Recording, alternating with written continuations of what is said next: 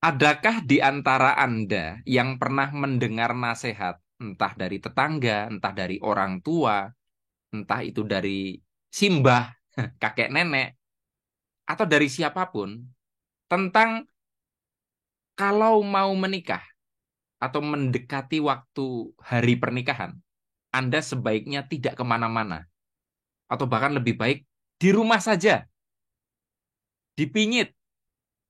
Karena konon katanya kalau Anda kemana-mana, ya, itu akan ada apa-apa. Pertanyaannya, apakah itu cuman nasihat omong kosong? Apakah itu cuman mitos? Atau ada sesuatu rahasia di balik itu yang kita belum mengerti? Penasaran? Simak video ini sampai selesai. Desain manusia itu seperti ini, ini ya. Sebaik-baiknya orang ada potensi jahat dalam dirinya yang belum terstimulasi.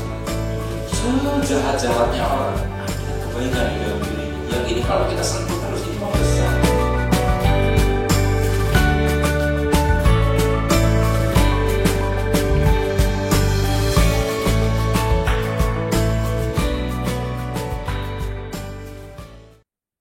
Assalamualaikum warahmatullahi wabarakatuh. Jumpa lagi-lagi kita berjumpa dengan saya, Arif Rahutomo, atau Arif RH dalam rekaman video iseng Reborn.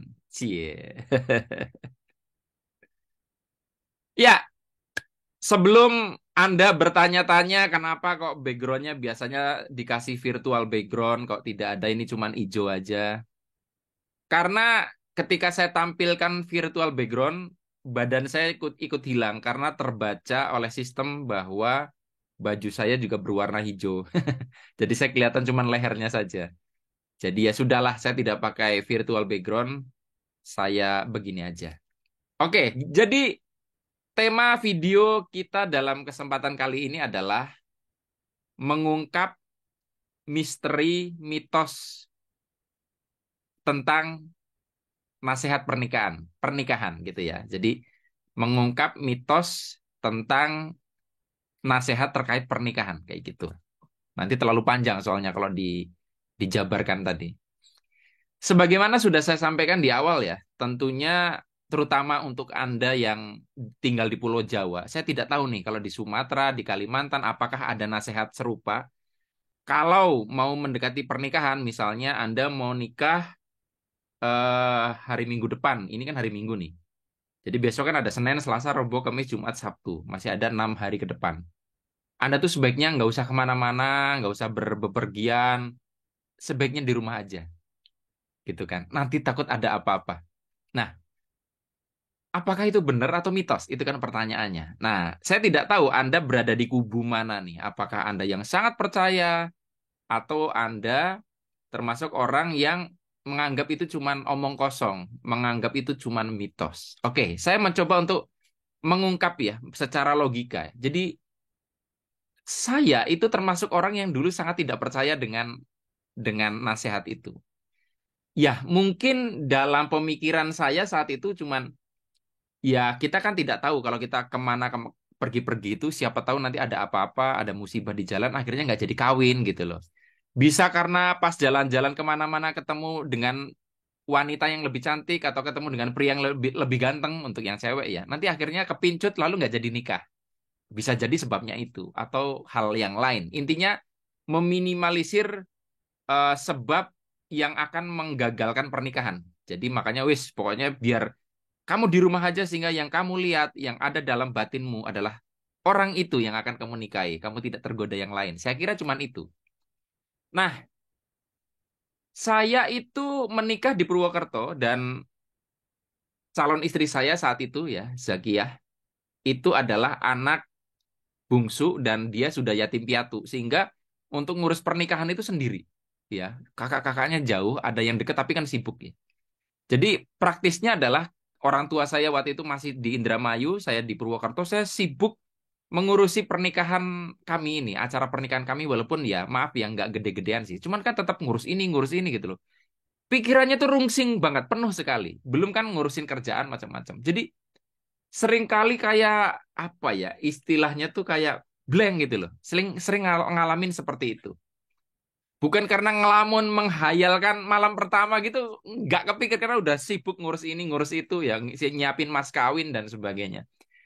Nah, kemudian ya waktu itu saya belum menyadari tentang ini ya, tentang rahasia di balik nasihat itu. Jadi saya masih kubu yang mosok sih gitu.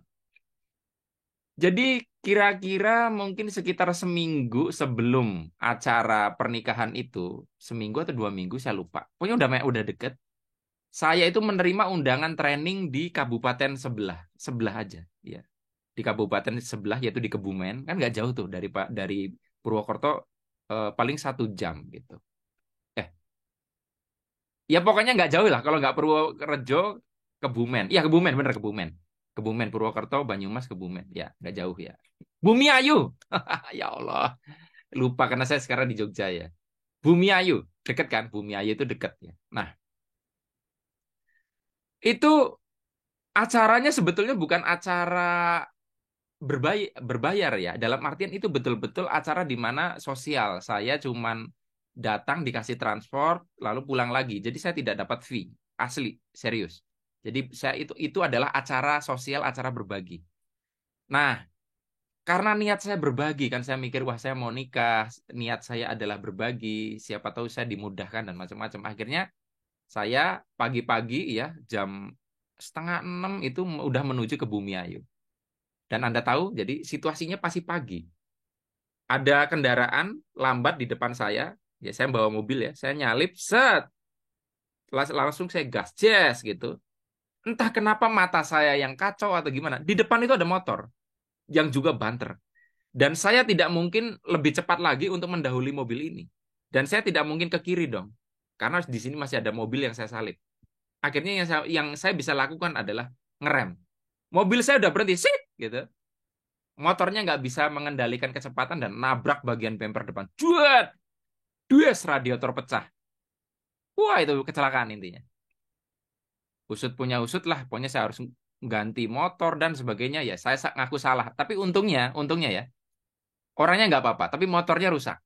Dan yang jelas adalah mobil ini, karena saya rental ya, itu habis banyak. Jadi praktis gara-gara kejadian itu tuh bahkan habis nikah itu saya cuman pegang duit itu 500.000 loh. Karena uang uang saya sudah habis untuk biaya nikah, untuk ngeberesin mobil dan sebagainya. Nah, istri saya juga sama. Jadi pada waktu nikah dia kan motoran sendiri ke sana ke sini, akhirnya kecelakaan juga. Nah, kami berdua itu sebenarnya nggak begitu percaya dengan itu. Saya nggak percaya, dia juga nggak percaya. Dan ini saya jadi semangat membuat video ini gara-gara lihat di TikTok ada pasangan yang menjelang pernikahan warawiri akhirnya kecelakaan dan salah satu pasangan meninggal akhirnya. Jadi mereka nyetir mobil bareng, si pasangan calon suami yang nyetir kecelakaan lalu yang meninggal adalah si calon istrinya itu.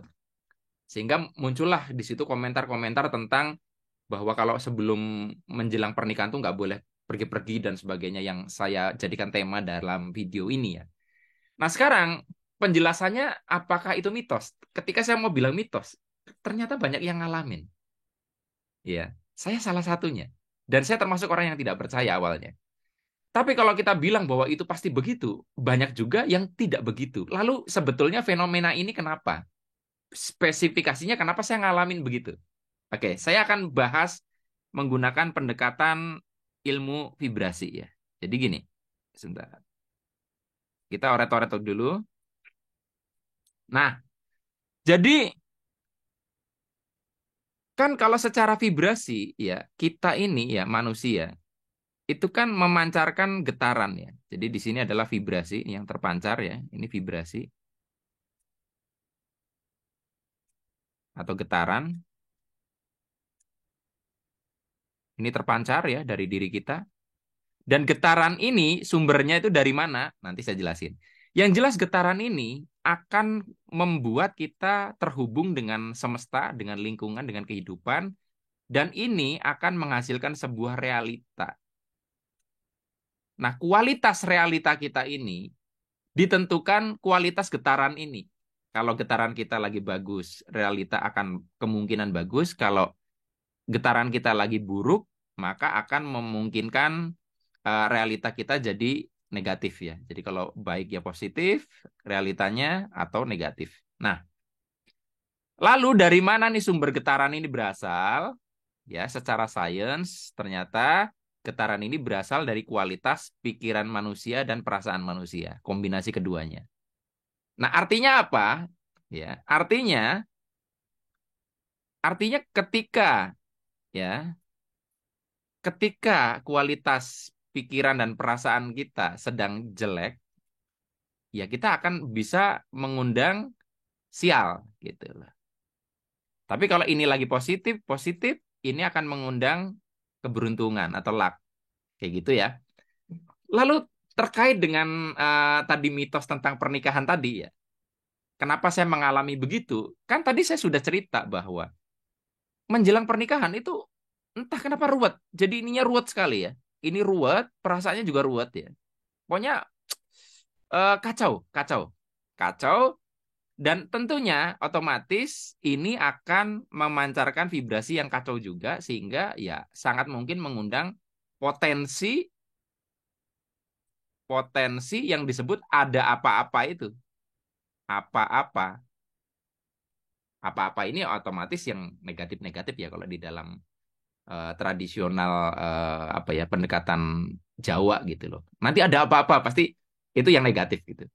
Nah, jadi sebetulnya seandainya ada di antara Anda yang mendekati pernikahan lalu Anda tetap bisa mengheningkan diri, eh, ininya tetap tenang gitu loh. Ya, tidak akan terjadi begini. Nah, sebetulnya kenapa saya begitu? Padahal waktu itu kan saya sudah mengajar vibrasi dan saya sudah paham. Sebetulnya awalnya karena saya nggak percaya. Nah, karena nggak percaya, ya. Nah, ini kaitannya ya. Karena saya tidak percaya,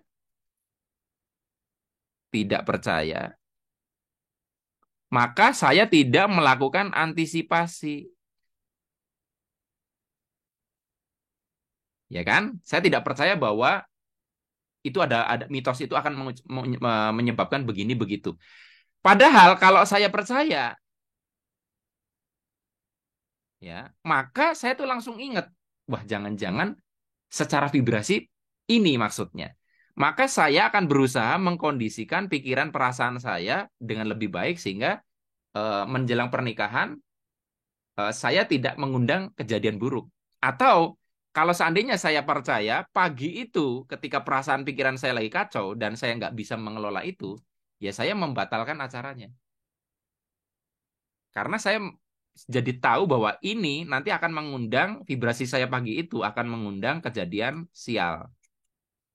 Nah, jadi sebenarnya terus itu mitos, bullshit, atau kebenaran. Nah, sebenarnya kalau dibilang kebenaran, ini nasihat itu sebenarnya kebenaran dengan syarat dan ketentuan yang berlaku. Kayak, jadi kalau ada di antara Anda yang tidak percaya, kemudian gara-gara Anda tidak percaya itu menjelang pernikahan Anda seperti saya, artinya Anda jadi terserah mau pikiran saya kacau apa bodoh amat, maka Anda bisa mungkin ngalamin kayak saya. Lalu apakah dengan percaya itu akan menghindari itu?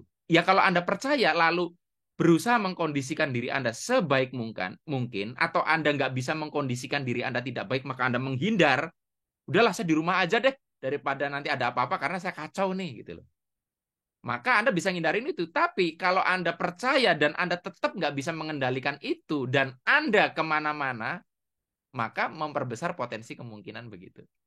Jadi akhirnya dari kejadian ini teman-teman, saya akhirnya menyadari bahwa di balik hal-hal yang kita sebut sebagai mitos, ya, mitos ini terkait dengan mungkin nenek moyang ya, nasehat-nasehat